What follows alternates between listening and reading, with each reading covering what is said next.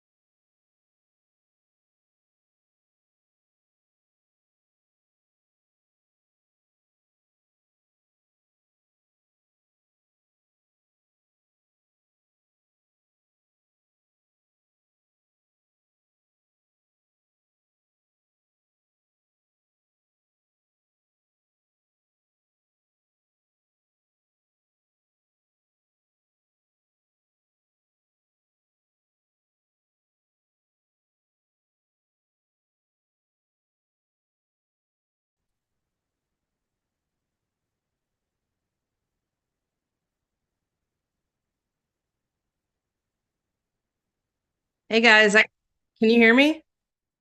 We're in yet. That doesn't.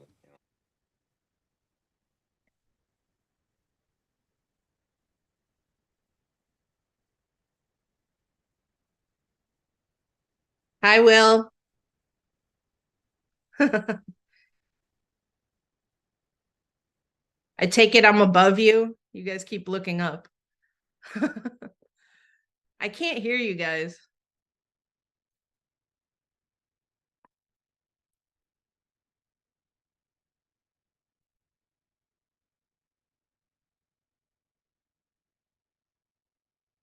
I can't hear you.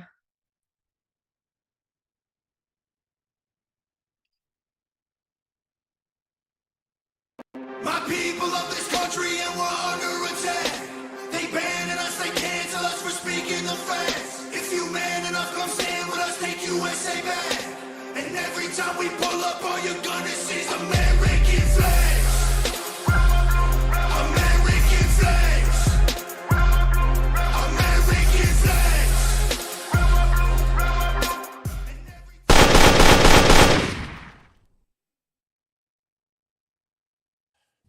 To hide the beer. Yeah, hide the beer. Are we live? Okay, we're live. So, Hey, welcome can you hear us, to Jaimee? the first episode I can. of Behind Enemy Lines with Terry Newsom and Paul Drabick. Terry, you want to introduce our guests? Jaimee, can you hear us? Yes, I can hear you now. We could see her. We just can't hear her. Really? I hear That's her. not good. Can you see us, Jaimee? I can see you and Can't I can even hear hear you. She can see us in here. You could hear me a minute ago. Can't hear us. I can hear you. I can hear her. You can hear Jaimee? Yeah. I can hear. No, I can't. Are you plugged in? I guess we could do some intros while Terry's waiting to hear. No, can you hear me? Hi, Jaimee. My name's Paul Drabick, Terry's co-host. I was a military veteran, and I was involved in the political organization, a local political organization where I met Terry, and was going to the schools in the area, speaking out against like the COVID measures, and then we came to find out about some of the sexual materials that are being available in the schools, and we both kind of spoke out against that. And I went the establishment route. I tried to work with, the political group and get them to speak out against some of this stuff. And Terry obviously, went the activist route and was much more successful because he was actually calling out the establishment and the schools and everything. And he's getting into the media and getting his message out, and he's kind of formed a grassroots movement that we're trying to build up here in Illinois, because our politicians and our representatives, they're not helping us out at all. So that's kind of my background. Did you want to introduce yourself? I think that would probably be best while we're Yeah. waiting for Terry. Yeah. Well, first of all, yeah, thank you for having me as on your first episode, and congratulations on launching the podcast. That's exciting.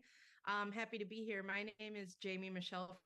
For everybody watching, I'm the founder and president of the organization called Gays Against Groomers.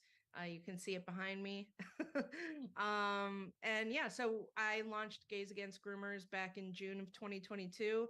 I, along with everybody else, was seeing the barrage of horrific videos coming out with, the sexualization of children, and seeing the material in schools.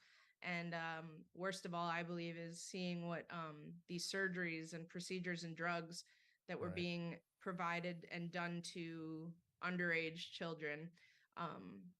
And from within the community, there wasn't really a unified voice of us from within the community. I knew tons of gay people and even trans people personally that, every single gay person or trans person that I knew in my life was against it. Mhm. But the narrative coming out was that all of us were on board with this, and that was not the case. And I wasn't going to let that continue to happen in our name, because I really felt like it was going to take our voices to to have some serious chance at stopping all of this, because Right. they write straight people off as homophobes and transphobes and bigots. They do that to us too. Actually, our Wikipedia says we're an anti-LGBT, a far right I saw that. anti-LGBT. It's actually It's a little insane. dystopian, It right? doesn't make any sense, but Yeah. yeah, I mean, that just goes to show they don't have any other line of attack. Right. So, Right. they Right. can't win on the ideas, they can't win in a debate. So that's all they have. And they can't even get a little more creative to come Right. up with something new for us. I Right. mean, we are LGBT, so it's very silly. But that's my brief intro. I'm happy to be here. And yeah, Gays Against Groomers is growing very quickly now. And I'm so stoked that Will, our Illinois chapter leader, Yeah. is joining you there tonight as well. Yeah. Yeah. Thanks for the intro. And I'm back on now. I'm back live. Oh, Can you guys hear me? I can't Yeah. hear you. No. Yes, I can. Oh my God, you guys can't hear me now? No. Can you hear me, Jaimee? Yeah, No, I can hear you. You can hear Terry. Okay. You can guys hear can you. hear me like talking, right? Yes. Yeah. All right. Is So, here. so hopefully everyone else can hear us. Welcome to our first episode. So I wanted to thank Jaimee and Will for being here. And one of the reasons I wanted to have you guys as our first guests on the show is that I appreciate everything you're doing, because I think everyone on our side that's fighting for this cause, for our children, for the country, everything ties together. But I want people to appreciate what you're doing, Will and Jaimee, the risks associated with how, so like, I get attacked by the left, right? You guys get attacked by the left. You get attacked by your own community. You also get attacked by some from the right, the religious, religious right, that has issues with the lifestyles, and I take offense to that, because you could have your own opinions, but when we're in this war together. We're fighting shoulder to shoulder. We're fighting for our children. You all are fighting for helping us with our children. Most of you don't have children, so you're in this war not just to help us, you're to help yourself. Because I think, as I met some of Jaimee's folks when I was at America Fest with Meg and God, I forgot Meg's wife. I really appreciated when we went out. Jen. Meg and Jen. Jeez, I got a bad memory. See, So when I went for drinks with Meg and Jen, and we were talking, and they said that we're against this. We were set 25 years back because the people that fought for us fought so hard, right? All we wanted to be treated was equal. We wanted respect, dignity, right? And we didn't want to get beat up. It's like I remember her saying that, laughing. And now she does, we don't know about all these extra alphabets and all this crazy things, and trying to normalize sex. You want to be part of the LGBTQ community, or my children, heterosexual children, that's fine, but they're all children, right? It doesn't matter sexual preference. And I don't want my kids to see how to throw on a strap on and have sex. And just because it falls under that category, I don't believe that LGBTQ children are sexual animals, and they don't feel, oh man, if I don't have a blowjob picture in my school, I'm going to feel left out, right? Which is what we were told. Which is what we were told at a meeting by representatives. If they don't have this material in the libraries and in the schools, they're gonna they're gonna attempt suicide, or they're gonna kill themselves. Which they also quoted statistics from the Trevor Project about the rise in attempted suicides and suicides from LGBTQ youth, and they use that as a justification for introducing this. But we had a psychologist tell us that, so a scientist essentially. And I thought to myself, she never actually used any science to correlate the two.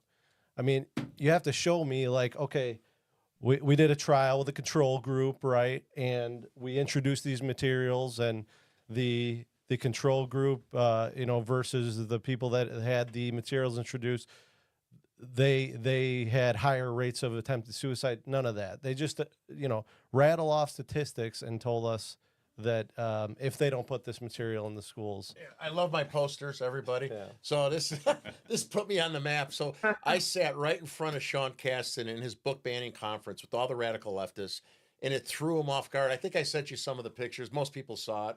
He was flustered, right? He didn't know how to handle it. And after 2 years of being pummeled, saying, anti-gay, this is not pornography, he tried to chastise me. There's only one person who brought pornography into this library today, and it was me. I was like, wait a minute, for 2 years he's been saying this. And then when that therapist was talking about the suicide rate and all the things that, the LGBTQ community has, they wouldn't let me answer questions. So I was like, oh, is this therapy? Is this considered therapy for the kids? This will keep them from killing themselves or feel included? That's a bunch of crap.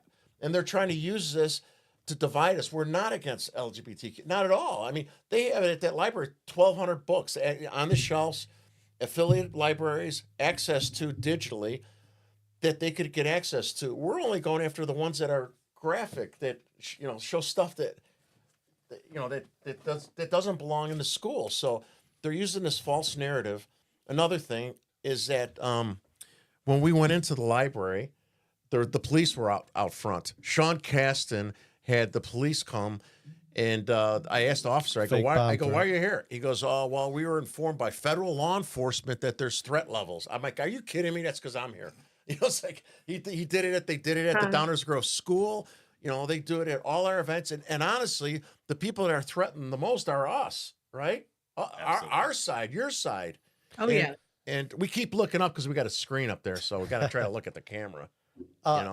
So I wanted to touch on the groomer aspect of your organization. I think that's important because you had mentioned, Jaimee, about the transitioning young children. And I think that there is an aspect to this movement to sexualize kids at a young age that will groom them into those types of scenarios, into psychologically, there's an effect on a child. A child can't even, I have a 3-year-old son.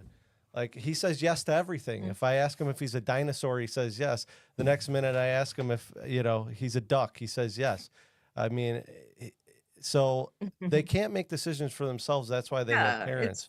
But I wanted to ask you, I went to high school with and I wanted to get your thoughts on this as well, Will. Sure. But I went to high school with 2 gay guys. There's probably more homosexuals in my high school. I'm just saying I knew of 2, right? One was a friend of mine. He was a little more extroverted, and he but he wasn't like overt about it. It's just we knew, and everything was fine. There was no big deal. And the other guy was much more private. And, I think he didn't really know at that time. Nobody really knew. He kept to himself. He wasn't very popular. He had a small group of friends. And now they're both thriving adults, and, they're gay, and they express that, and it's fine. But I imagine those were very personal journeys at that time of their life. Like one was extroverted, and the other one was very private. So, I wanted to get your perspective on what it's like to be a homosexual in high school, and what you think about this movement to bring everything to the forefront and try to force like kids to express their sexuality, and how you think that's affecting culture. Well, I think that, the extent that sexuality and sex needs to be in schools is just how it's always been, like just basic sex ed, just to prepare kids and make sure that they're safe. And, but what we're seeing now is completely off the rails. And, what you were saying, these books, every pornographic book that you see right now that's in schools is an LGBTQ plus book, which is so incredibly frustrating to us, because they don't try and do that with straight people. They're using our community and us basically as shields to ram this through. Right. And by them doing so, you're not allowed to criticize it. And they know that. That's why they're doing it that way. But when I was coming out, I don't know. I see, I'm the kind of person, you probably can tell this about me, but I just have never cared what people think about me. It's gotten me to where I am in life, but it wasn't very hard for me. But I understand that it can be for some. And I think that adding this extra pressure, it's almost seen as trendy now to be part of the alphabet squad, is what I call them. Right. It's not cool to just be some straight kid. There's a lot of pressure, and from peers and from teachers and from media and just society as a whole. Like to be part of the in crowd now is to be part of this community. Right. And I think there's a lot of pressure on these kids, and it's leading them. It's also important to say that grooming isn't necessarily just sexual. It's ideological. It's pushing these concepts into their heads. It gives people power, that they're not ready. Right? Because I think that's a lot of what they do is like, there's power in you being outspoken for this group, and so then you have to make other people, bow down, and if they don't see eye to eye with you, you're a bigot. And I liked your point about you're very individualistic. I mean, to me, that's kind of what homosexuality in this country is about. It's like going against the grain. I mean, that's an individualistic perspective. So hold on, I got some more questions. So we have limited time with Jaimee, so I want her to do a little more talking, and then we're gonna get to Will. We're not gonna ignore him because Jaimee's leaving early, so we'll send him a bunch of questions. You want to talk about not being cool nowadays? Think about being an old fat white guy. I mean, that's not cool. It's like totally uncool. Was it ever That's cool? pretty brutal. Was it ever cool? So who do you think is forcing the radical agenda down the throats of our children and parents and in America? I mean, this is going on. Who do you think is behind that, and why are they behind that?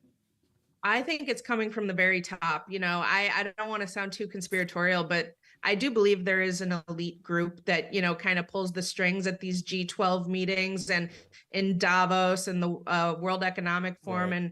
And, I think that there is an agenda that was set, and you can tell, everybody is marching to the same orders. It's all happening very congruently. I think that the motivations behind it are, one, to normalize pedophilia. And two is big pharma. I think, this is a multi-billion-dollar a year industry already, the transitioning of children.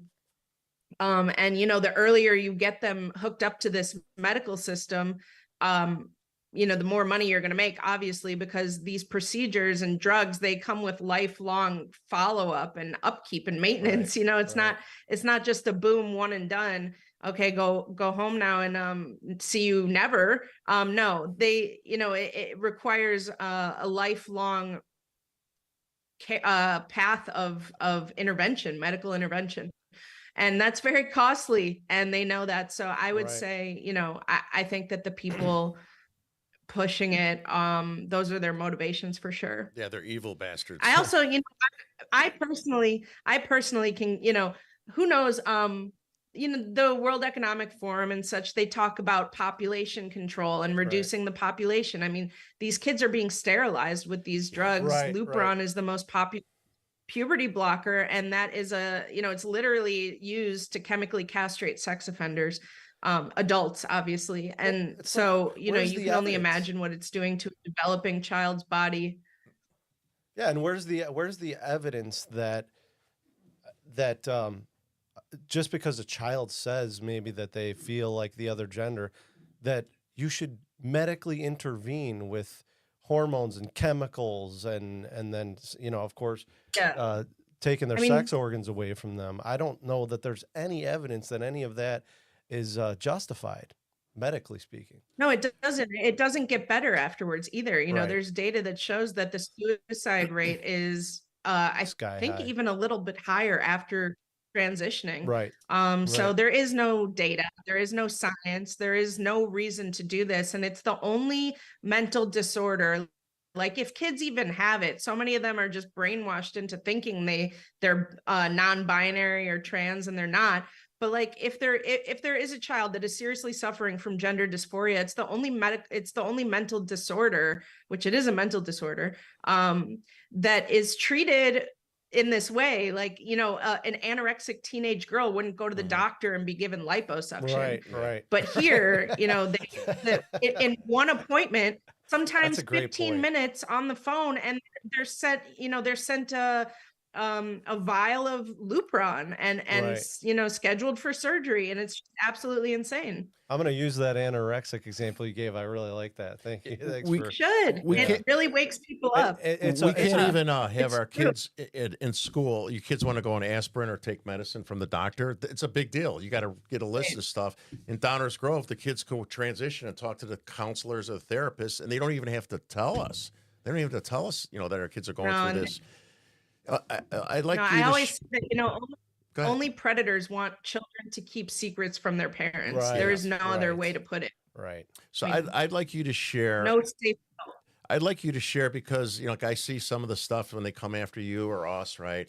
And share some of the stories throughout all your chapters, and maybe, I know you're international now, of the violence and the picketing and the brutal attacks on, there's got to be some scary incidences, right? When they show up, and, the people that are inclusive and loving and caring and all these great things and stuff.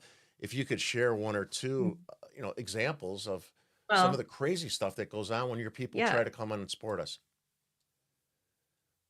Well, we're actually not international. We no longer are. We want to clean house here first before we expand abroad.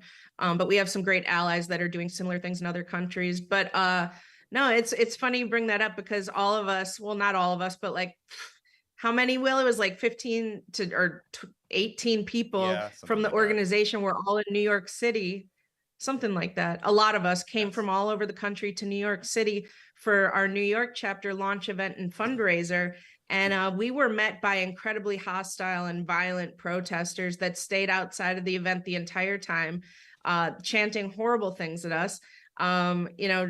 Chanting gleefully that children, there was this one guy that passed and he goes, yeah, let's give them top surgeries. Like, these people are mentally disturbed.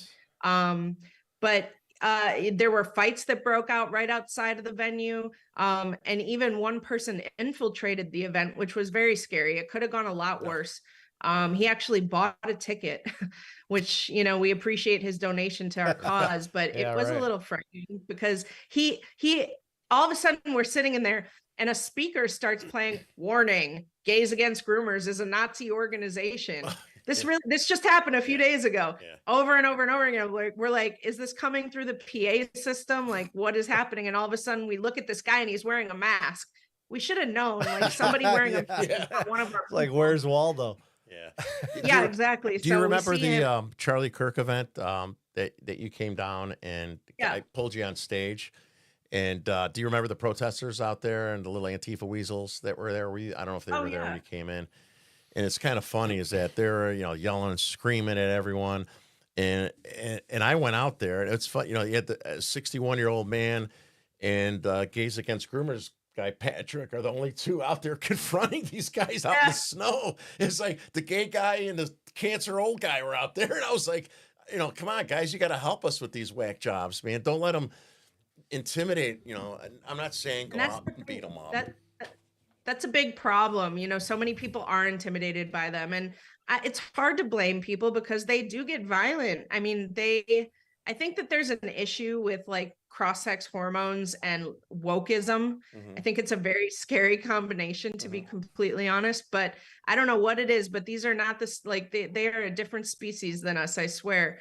But no, they get violent. And so I understand, but people have to understand as well that these are children. This is the future of our world, our country, and our world that is at stake. It's not, it's not some little thing here that we're fighting. So people have to find their courage. And you're not alone. I know people are scared to speak out for fear of losing a job or friends, but we are standing on the side of common sense and reality. And despite what you see, the narrative, it's actually the majority of us who oppose this, not just in our community, but in general. You want to talk about hormone imbalance? When I was going through the prostate cancer treatment last year, I was on hormone treatment for 7 months. And I got so messed up from those hormones. I think I accidentally voted Democrat in November. Totally screwed me up. And I'm still just getting back to normal now. Yeah, you were texting me some weird stuff during that time.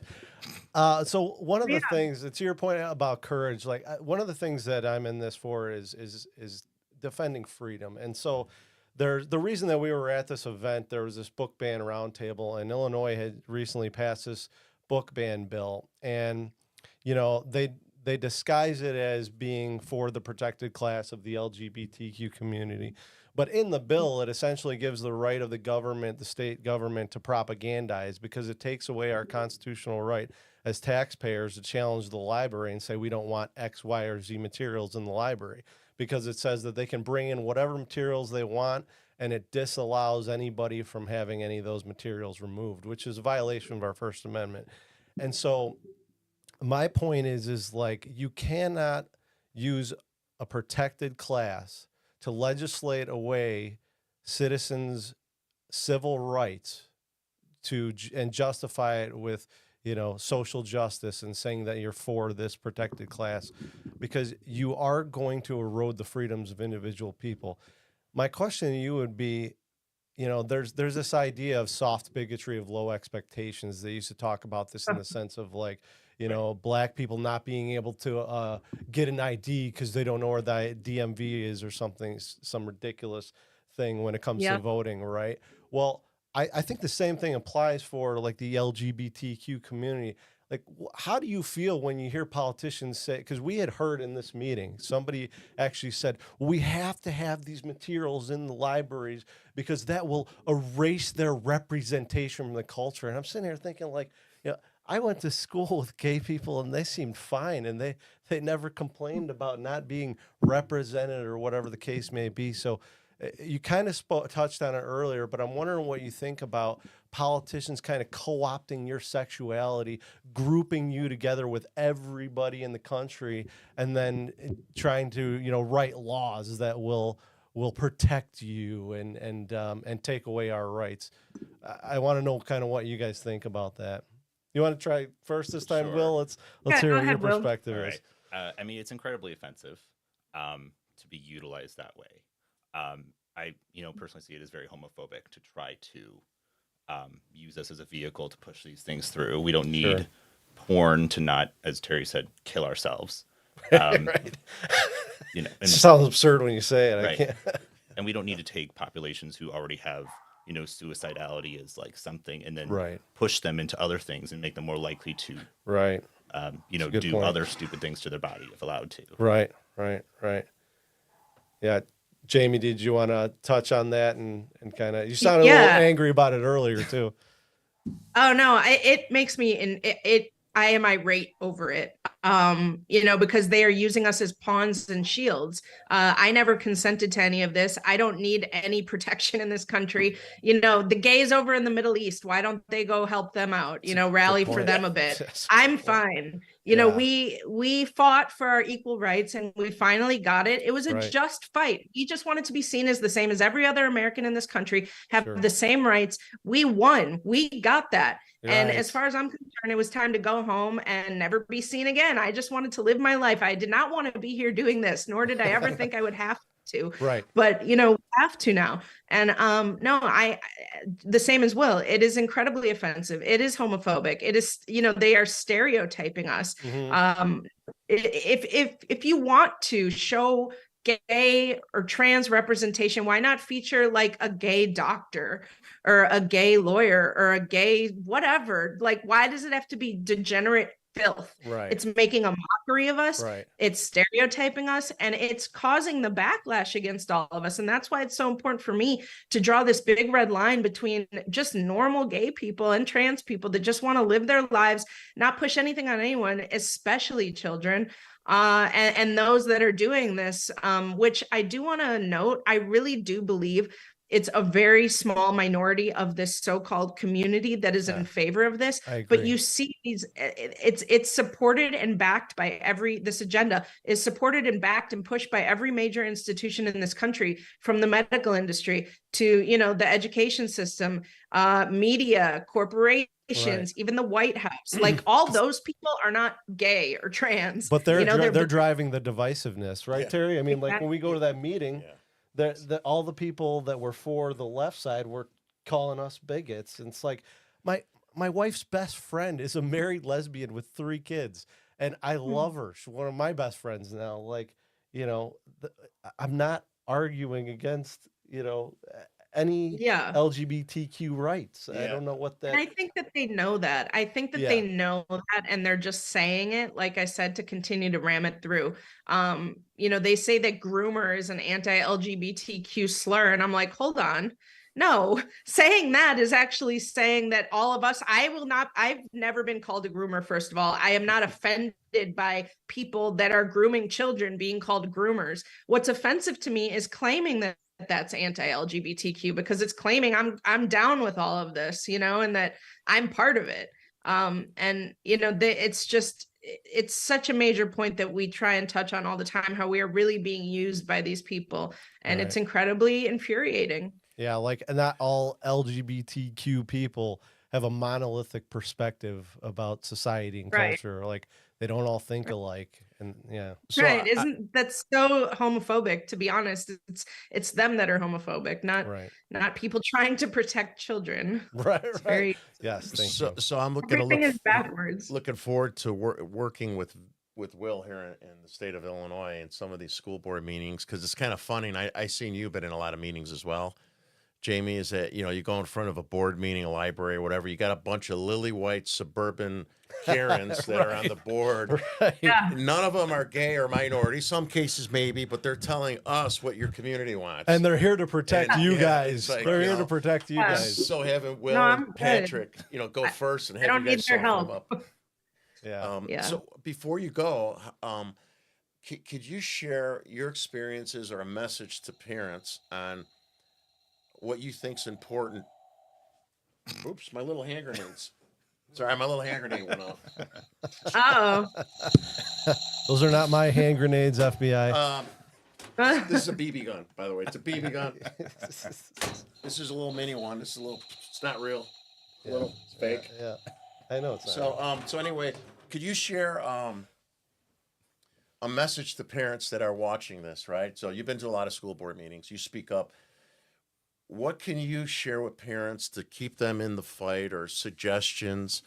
I know it's really hard for us in Illinois because of, we lost our rights, book banning and everything. Mm-hmm. But do you have any advice you could give to parents like us and working together and trying to save our children from this craziness? Well, I always tell parents that I want them to use us as and view us as their greatest ally. You know, when people throw these labels at them, say, actually, look at this group right here. They're just as against it as I am. You know, they're just as fired up Right. about it as I am. Right. And it really is, you know, they have to just ignore. I really urge people to just ignore what these radical lunatics are saying to you or about you. It does not matter. What matters are the children, their future, their health, their safety. So, you know, you just got to pick your, you know, you got to weigh it out here. What's more important? And I hope that parents will see that, you know, whatever they're going through and will be hurled at them, it's worth it for them, for the kids. And yeah, just, you know, reference us. I always tell that to parents, and just any straight person, you know, because I know what you guys go through. I mean, we go through it too now. It's so funny, but you know, with the labels and whatever. But that's my advice. Just really stay strong. Know you're in the majority. And I do have hope for the future. I do want to just say that Gays Against Groomers has had a hand now and been part of 19 states passing child protection laws, banning child sterilization and mutilation in the name of gender affirming care. That's awesome. So, you know, there's a lot of work left to do, but Gays Against Groomers has been around for a little over a year, and that's what we've been able to do so far. So I am very hopeful. It's obviously going to be harder in states like yours and a few other real gems around the country. Right. But I believe we will get it done.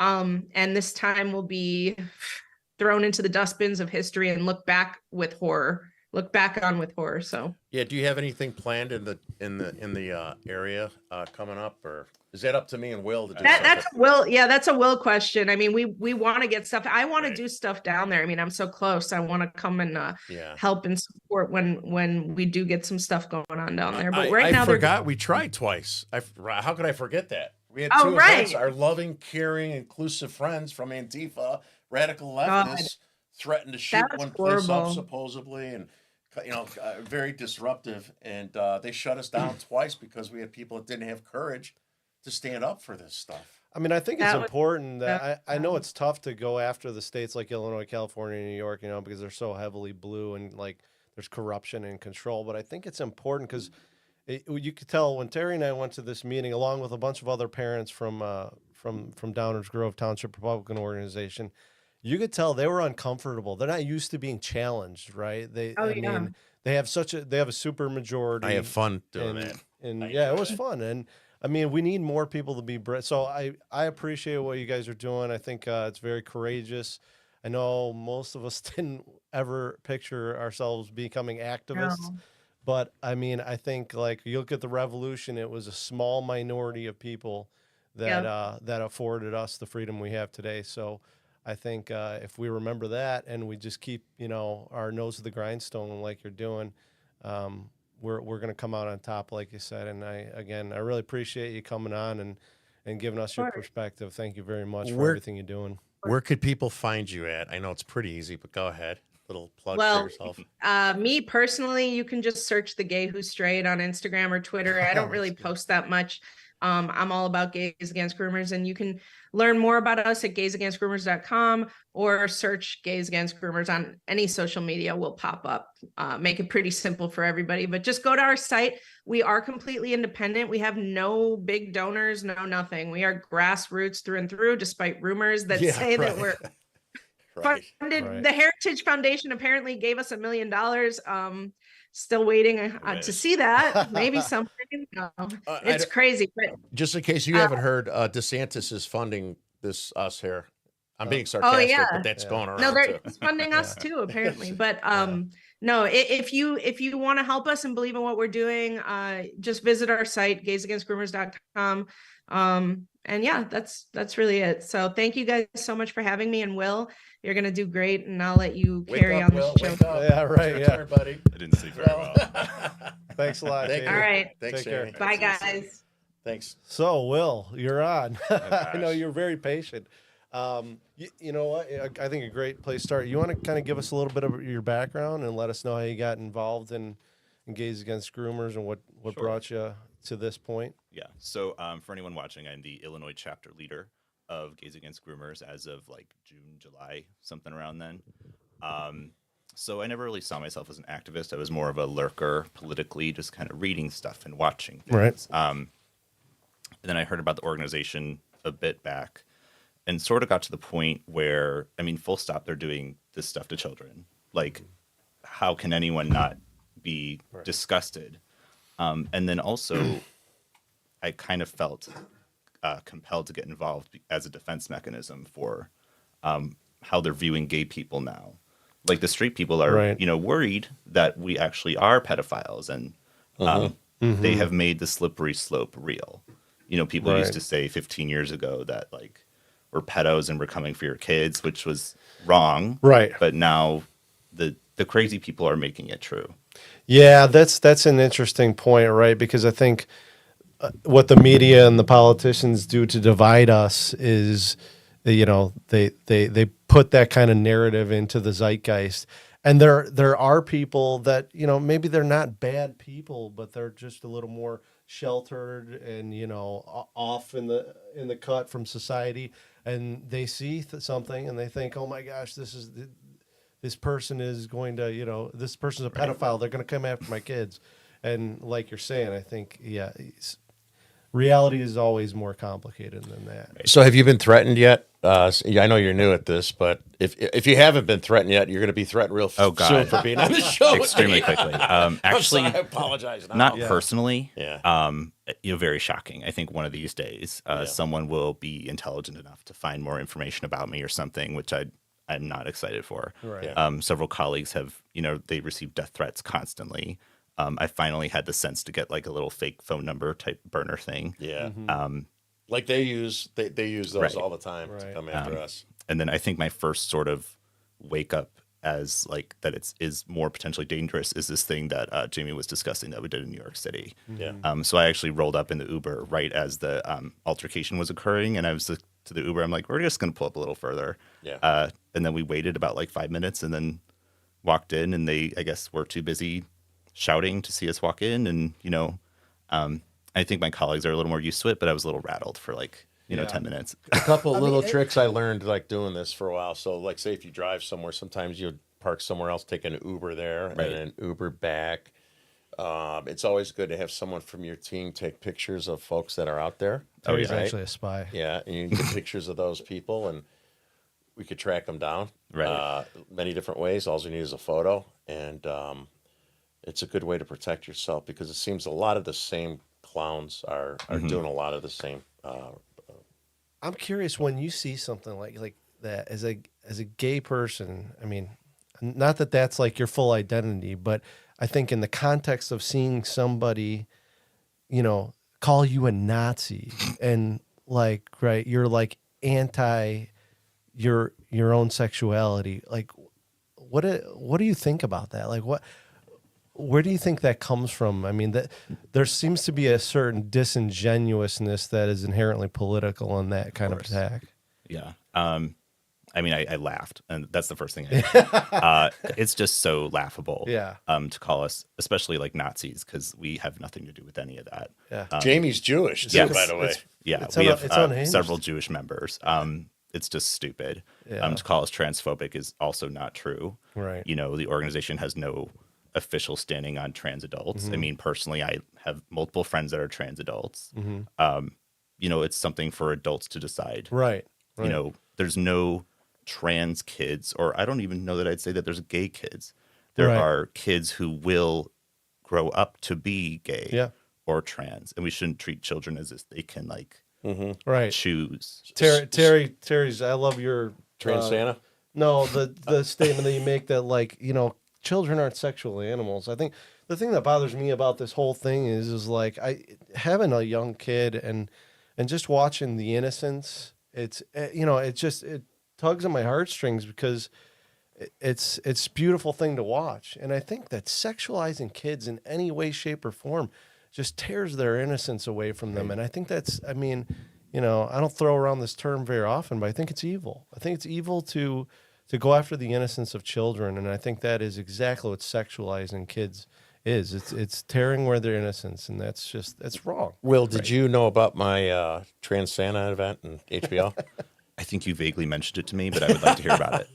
So a couple of years ago, the same radical leftists at Downers Grove High School, the same radical leftists that are pushing the trans event in the Downers Grove Library, where the guy was going to dance around and Yep. sing Katy Perry and play bingo or The something like. Methodist church, right? Yeah, but at the library, it's the same one. So at the Methodist church, they had Trans Santa and Dr. Claus that came into the church on Christmas, and I met with a bunch of parents.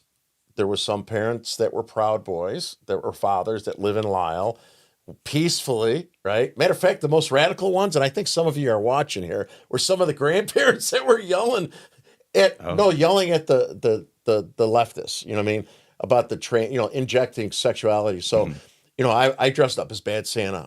I was like a bad Santa Claus. I was Santa Claus. I lost my beard, so I wore a mask back then, smoking a cigar. It was one of those funny masks, And then we went up there, and HBO came running out, right? And he said, "Santa, why are you here?" to me, and I said, "Well, we're here because you're trying to sexualize children." And they didn't put it in HBO. It ran last Christmas. It was 2 Christmases ago, and they ran it last Christmas. And I said, this whole activity with Trans Santa is not for these young, innocent children. They didn't put it in the clip. I said, this is for us and for your own to create Right. this divide. Right. Because when I was a little boy, and I believed in imaginary Santa, and I'm sure if it's young children that are gay or whatever, you don't think, you think about when you're so young and innocent, you're thinking about Santa and free gifts, right? Why do you have to invoke sexuality? Yeah. Oh, on hey, wonder if Santa, right? Santa has a penis or not, and he likes to sleep with another person with a penis. You know what I mean? And then they won't feel inclusive if Santa was a trans. You know what I mean? It's like the kids don't think about that stuff at that age. I didn't think about. You know what I mean? I just thought about, hey, was this guy going to give me? So I don't know if you have any thoughts on that as well, about Santa has to be a trans Santa for young kids that are supposedly 5, 6, 7, 8, 9 that may be or may think they're gay, so they have to have and know that Santa's a transgender. Is it Right. I mean, they love to poison the well with the children. They want to introduce them to these concepts. I think to try to, beat them to the punch of discovering who they are for themselves and give them a fun new little thing to identify as. That's a great point. Which is really gross and kind of disturbing. I like that. What'd you say? Beat them to the punch of Right. figuring out for themselves. Yeah. Yeah. Well, and that's what I was at. So, I mean, I want to go back to this a little bit. Ask you about your journey, because like I was talking about the 2 guys I knew in high school, and just kind of totally different approaches to finding out their sexuality. From what I could tell, just following the one guy on social media, it's something that he kind of grew into, maybe to be more comfortable with after high school, whereas the other guy was totally, open about it. To me, it just seems like that journey is so individual. Like how do you think you would have dealt with growing up and having such such pressure to identify as this, that, or the other thing? Right. I think when I was in high school, it was just starting to become a little bit trendy to be trans. Okay. So I'm just under 30. So I had friends who were on the forums, and they were talking to older trans people, telling them about how to do things, and you wear the binder, or you put a sock in your pants, for a penis or whatever.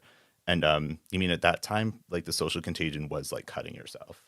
Okay. And Yeah. not to get personal, but I kind of indulged a little bit in that. Mhm. So I was one of those kids that was, vulnerable, Right. and a lot of people are. And Right. now it's just a different contagion with the same vulnerable children Right, that they're taking right. advantage of. Do you think there's more pressure now or back when you were younger? And when I say now, because all this craziness that's in the schools and stuff now, they're trying to normalize it. I understand it, but they're also wrapping some kind of just weird cultish type Right. thing around it. There's you know what I definitely mean? more. Yeah. I would say in comparison to the the cutting thing. I hate to keep bringing that up Yeah. again. The children, no, the teachers were not telling kids it was cool, to hurt yourself. No one was Oh. saying that was okay. Right. Or to be anorexic or bulimic or all those other things. But now you have an authority Yes. saying, this is the standard, Right. which is a little creepy. Yeah. And then hiding it from parents. Right, yeah. And that to that point, I mean, that is here. And I believe in California they're either they're trying to pass a law or they did pass a law where kids who are on CalMed, so the poor, because they go after the poor first, right? Kids who are on CalMed, which is their version of Medicare or whatever for the state of California. If parents get in the way of those kids identifying as another gender, the state can take the kids away from the parents. Like, I mean, now if that's not like Nazi Germany or Maoist China, I mean, I don't know what is. And yet they're telling us, because we're challenging the establishment, that we want to make decisions for our own children, that we're the Nazis. Like, that I mean, to me, that smells of a communist agenda right there. Speaking of Nazis, what's his name? B.J. Pritzker, our governor. Sorry. We got him. We got Janulias, and we got Janulias. He admitted. To Congress the other day that was disturbing. Our battle in Illinois is going to be crazy, right? I mean, just and you're going to be attacked as being anti-gay and not Nazis and all these crazy things. And what's more frustrating to me is that we're, the state's controlled by Democrats, right? So we're kind of like helpless. We can't even get media. I'm so glad we could do this stuff, right? Can't get media to cover us, and if we do, it's tainted. We can't even get our own politicians to support us. That's and it's a big problem. For instance, this is personal to me, right? We have a senator named John Curran. His daughter goes to my kids. Illinois State Senate Minority Leader. John Curran. Testing 1, 2, 3. John Curran, is that you? Leader. And so he's coming. 2 years ago, I asked them to speak up for our kids in this school, because no one, they're saying it's not. They said this isn't porn. It's not porn. It's and I'm like, could you say something? And he goes, oh, Terry, if I get involved, it'll become political and a distraction. I'm like, it is political. They want porn and we don't. I mean, how much more political can that? A year later, he said, oh, I'm thinking about it, Well, it's political because it's in the institutions are forcing it. Yeah, they made it political for part of the divide. It shouldn't be. It should be a parent issue, a parent and child issue. So a year later, he said, he would do it. Now here comes another year. The guy did nothing. I've been asking him to stand up. And now especially we have Kasten and Janulias saying that these are pornography. So you got to lay up. Oh, wow, I finally agree with Sean Kasten. This is porn. After 2 years, this is porn. We agree with you, Sean. Well, and he won't do it. We can't get our politicians to stand up for freedom, for our rights. This guy won't stand up for his own daughter. They're legislating away our rights. And so this guy voted for what's called Amendment 1. I don't know if you heard about it, but it essentially instantiated collective bargaining rights into the Illinois Constitution. And now the public unions can negotiate based on such broad terms as economic welfare and safety. And this is a Republican that voted for it. And go figure, he becomes Senate Minority Leader. And oh, by the way, he ran unopposed. Yeah. And he got $330,000 from the unions. And that itself but we're not upsets anti-union. me. We're not anti-union. The point here is now you're giving an institution, a union, rights and freedoms. And I've been saying this for a long time now. I said it on our first episode. Rights and freedoms are things that are afforded to individuals. Mm-hmm. When the government legislates rights and freedoms for libraries or library systems or unions, what they're really saying is that they have authority. And now we don't have rights, because we talked about this before, right? The teachers union. Say the teachers union wants to, well, now this is just in the libraries, right? But what if the teachers union says, well, we don't feel safe. We don't feel like our LGBTQ students are safe. So we want to put this into the curriculum and we want to teach kids about this. And we're going to strike if we don't get that. And the state, acquiesces to that. we don't have the ability as individual tax-paying citizens who fund the schools and the institutions to redress our grievances about that, because the state, with the book ban bill and Amendment 1, has now legislated away our constitutional rights. Yep. So I want to go back to John Curran because I'm not done with him yet, and then I want to ask you some questions. Sure. So he's a father. He's got a daughter. He's a father like me. You know, he said he didn't want to get involved more for his job, because we're in a +3 Democrat. You know, Paul just mentioned about the union stuff, and the guy's not representing us.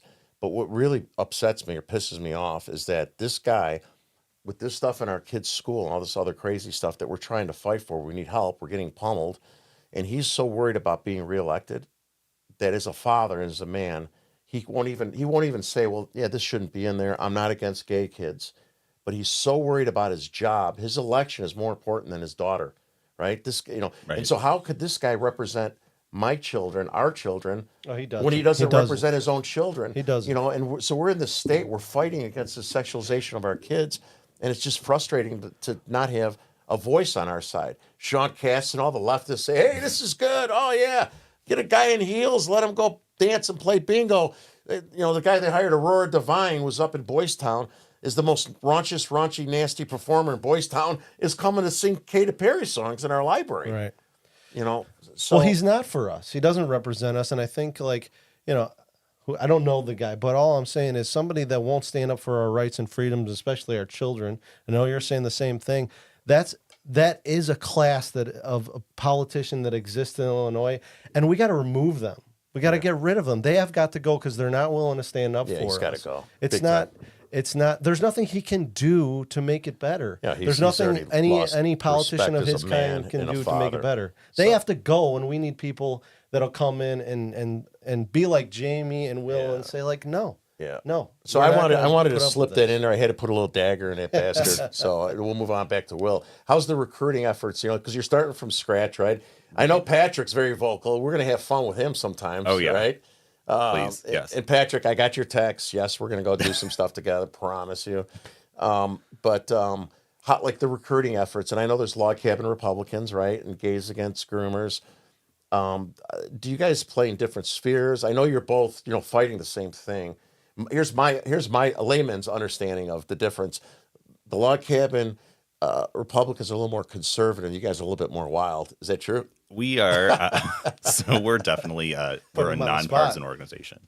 Yeah. So there's people within the organization from all Yeah. walks of life, all political affiliations, etc. I mean, there's no lie that there's a trend. Yeah.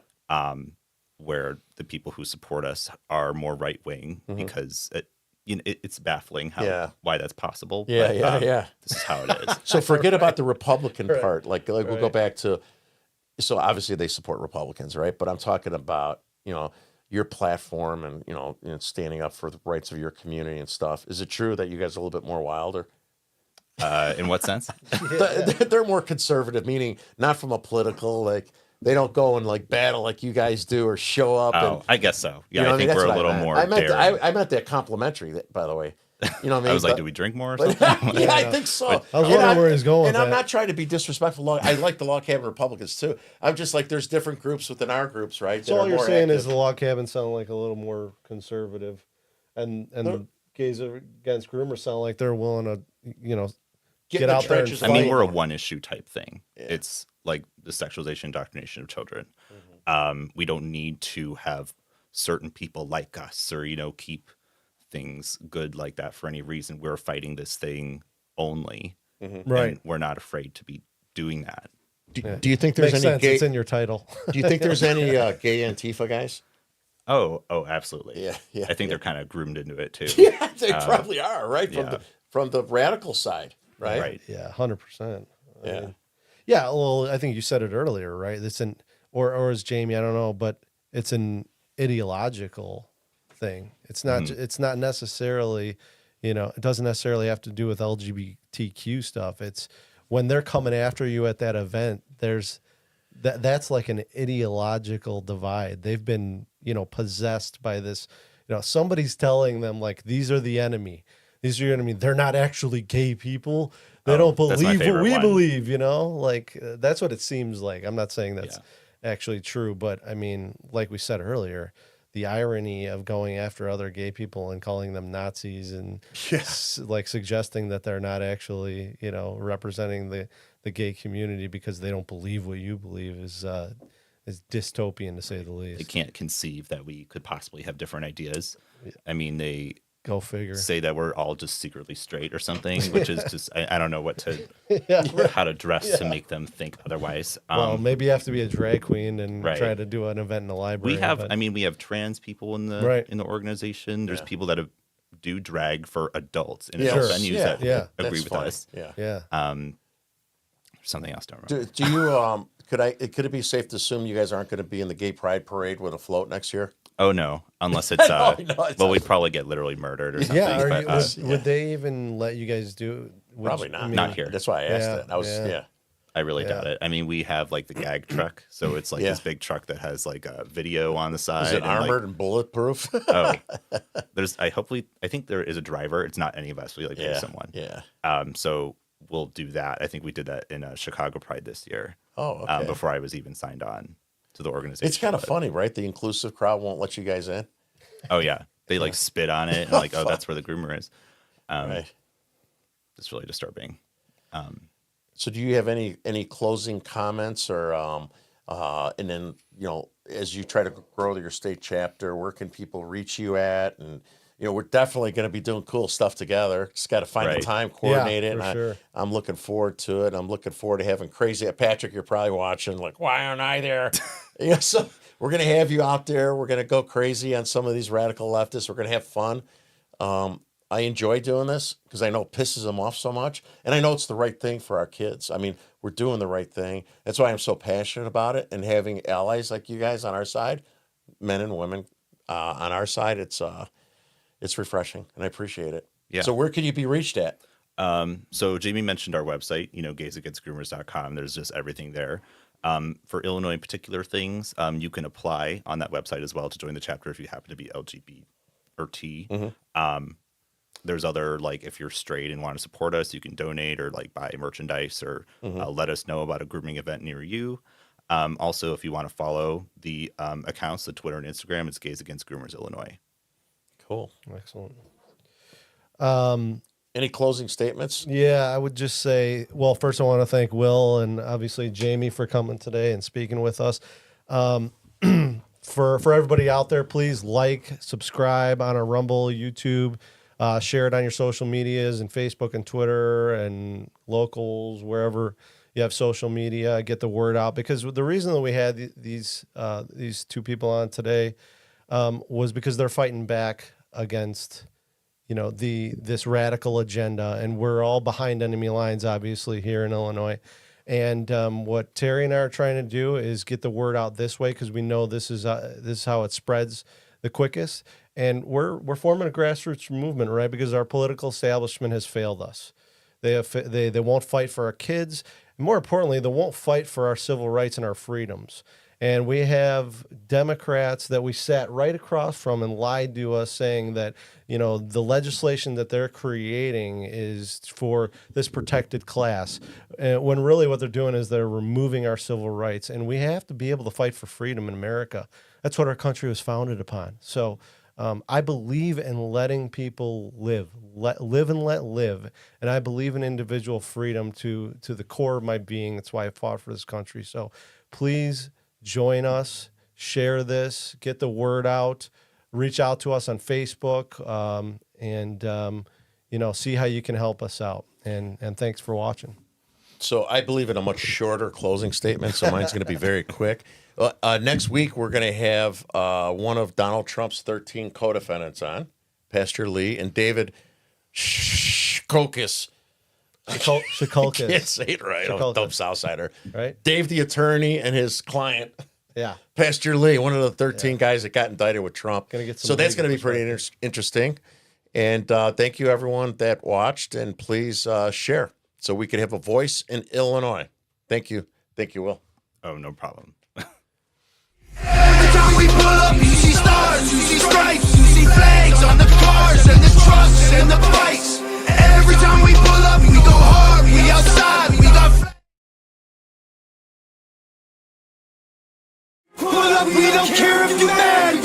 curse this land. The haters can't get buried in rags. They set fire to old glory, turning fabric to ash. But every time we pull up, all you're gonna see's a man with